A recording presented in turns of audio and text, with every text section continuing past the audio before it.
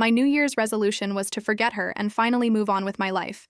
But at exactly 11:59 p.m. on New Year's Eve, she showed up at my door looking like everything I had been trying to forget, and I had 60 seconds to decide if I was going to keep my resolution or break it before the year even began. Before I tell you what I decided in those final 60 seconds and why she came back after 6 months of silence, tell me in the comments which city you are watching from and make sure to subscribe to the channel to help support more stories like this.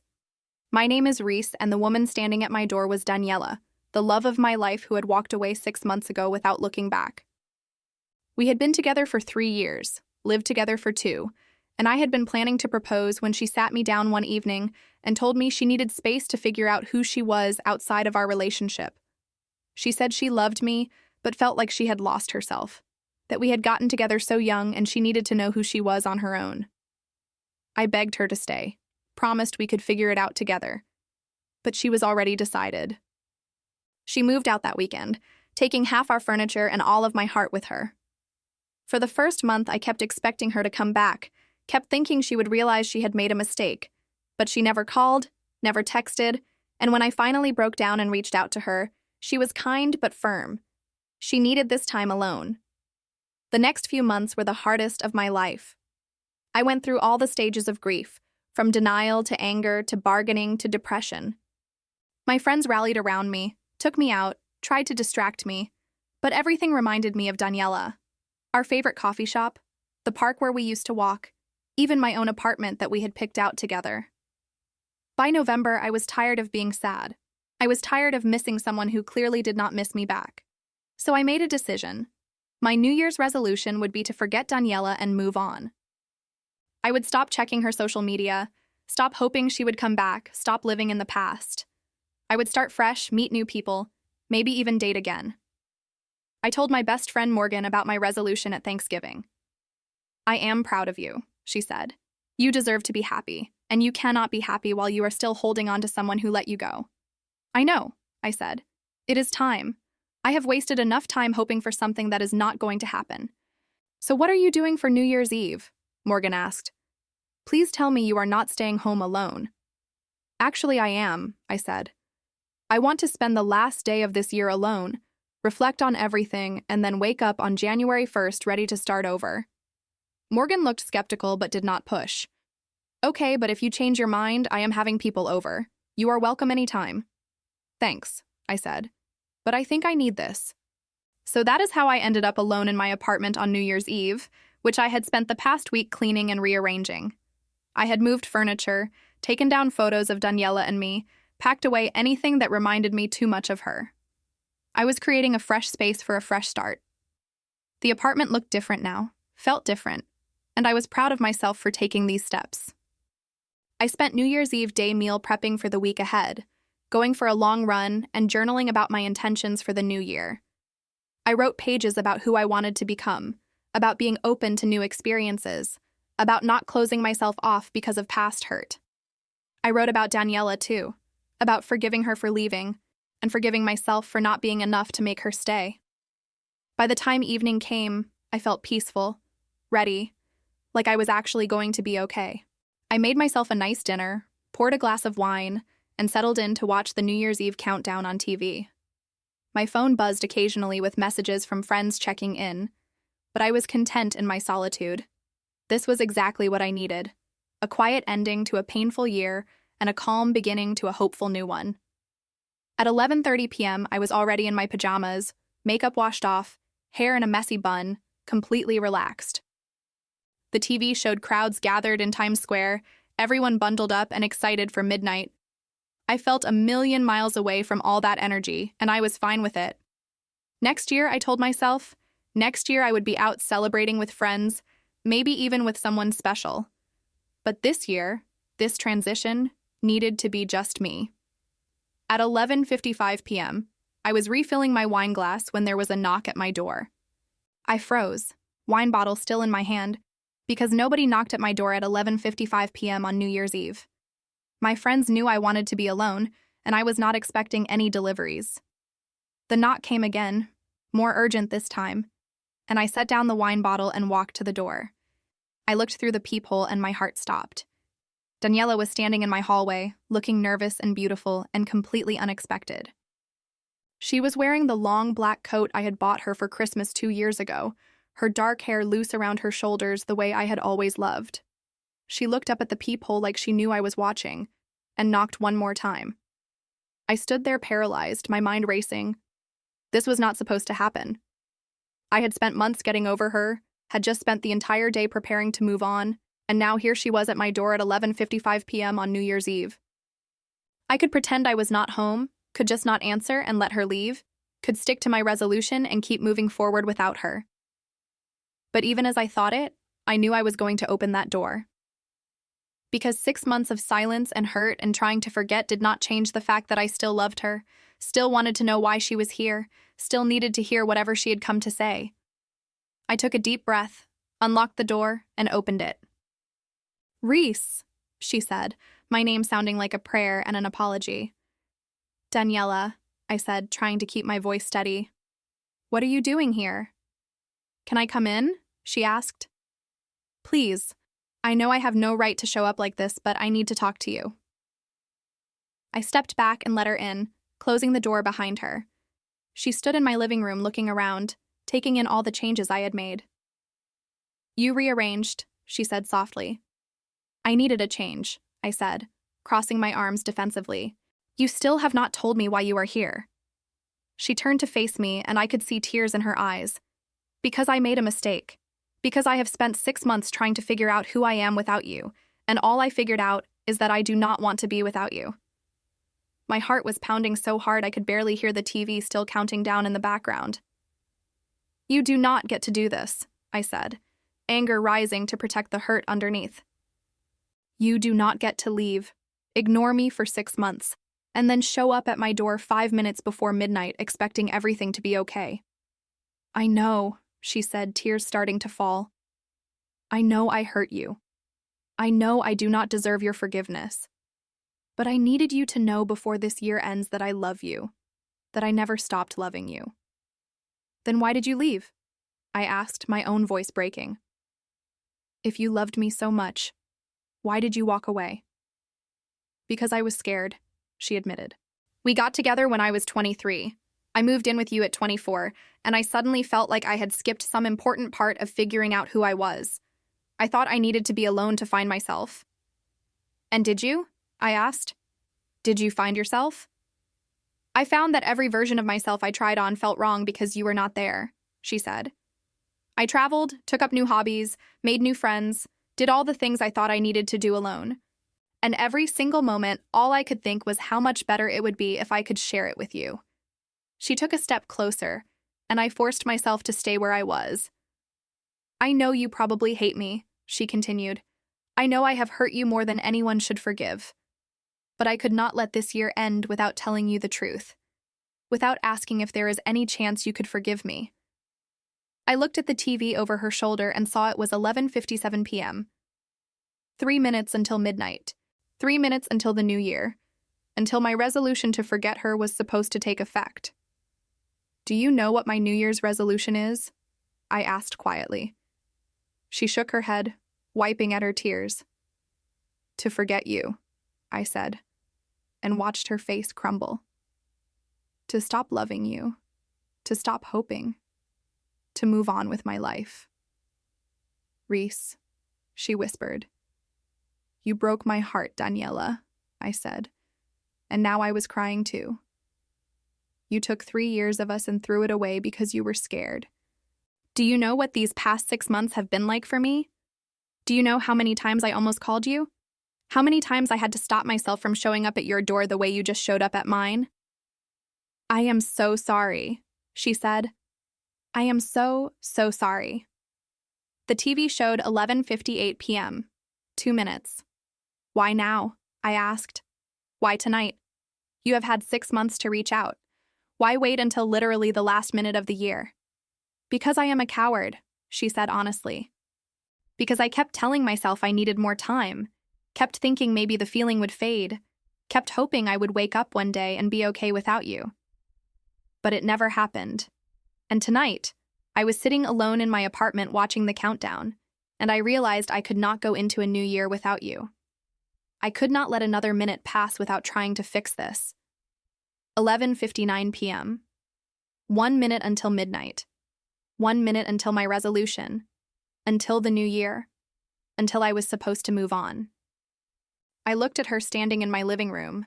This woman I had loved for 3 years. This woman who had broken my heart.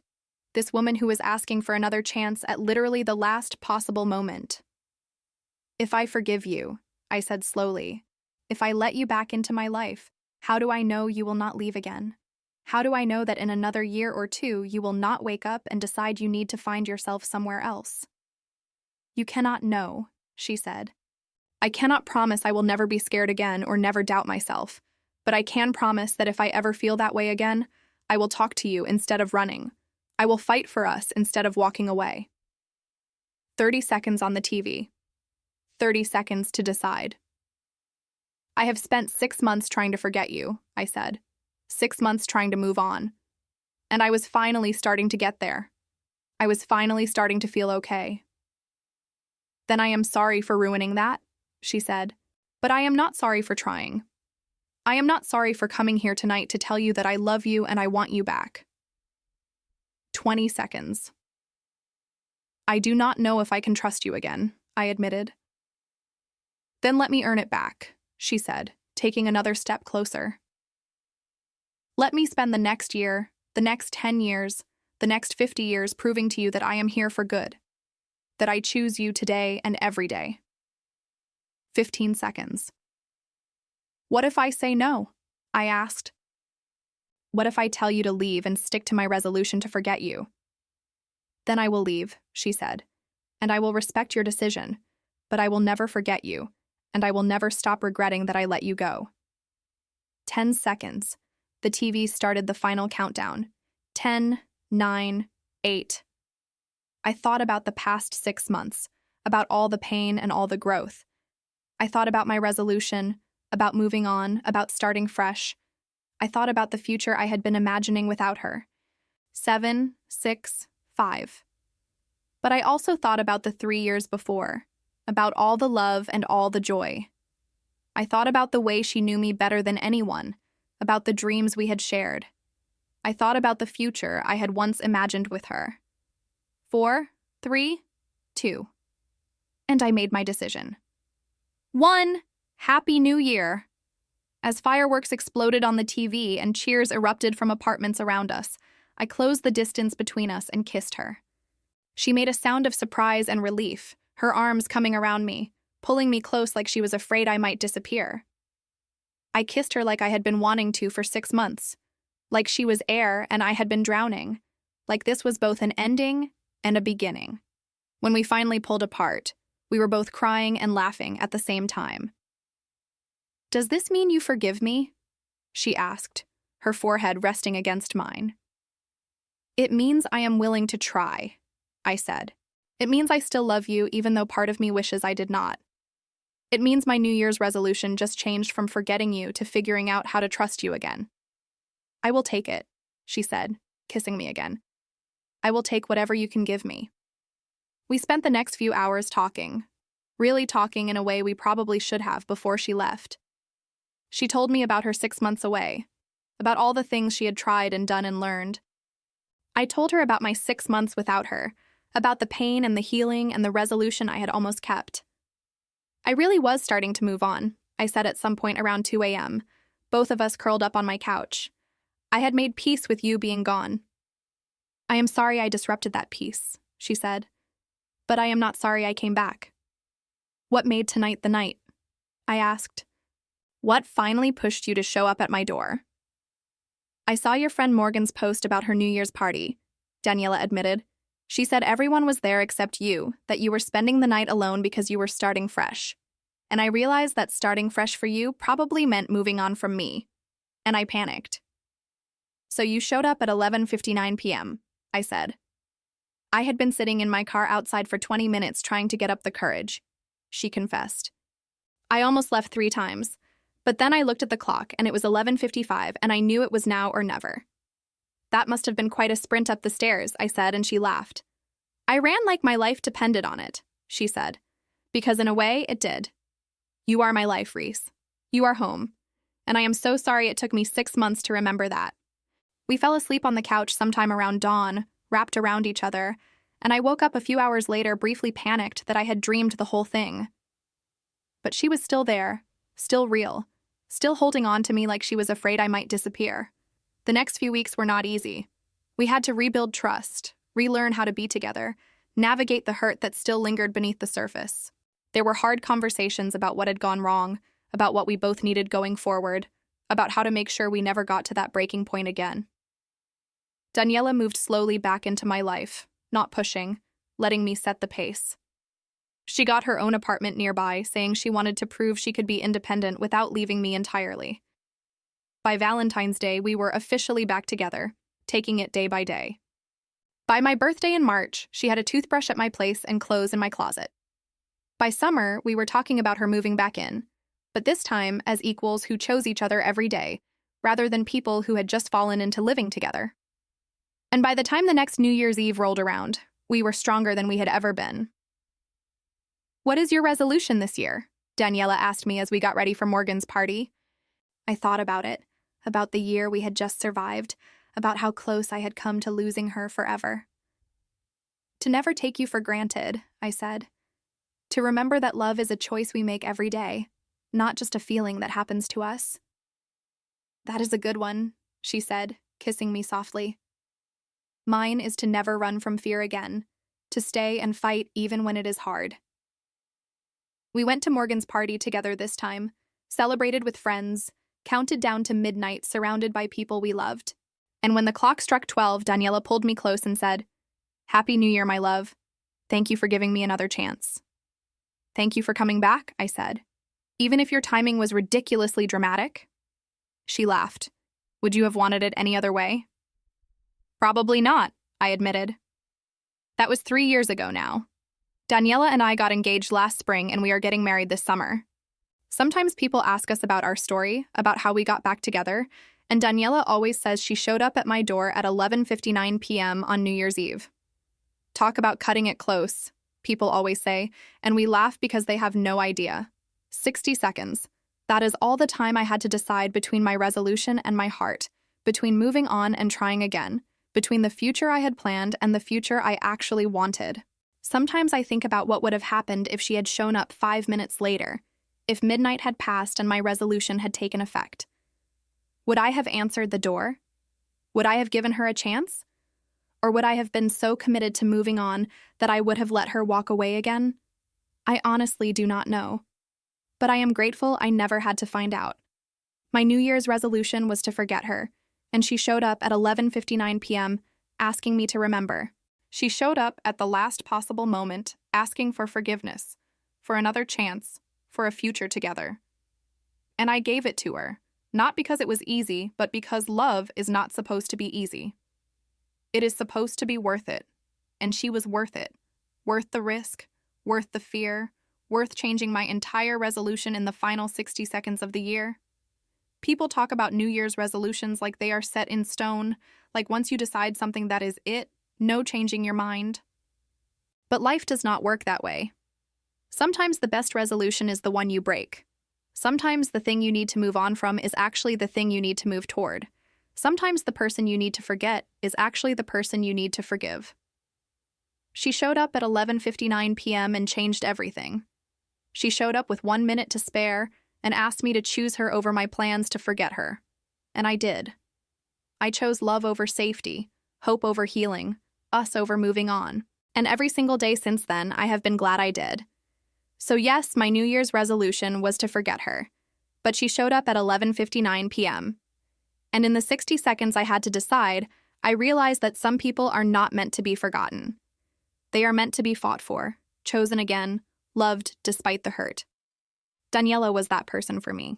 And when she showed up at my door with tears in her eyes and hope in her heart, asking for one more chance at exactly the last possible moment, I could not say no.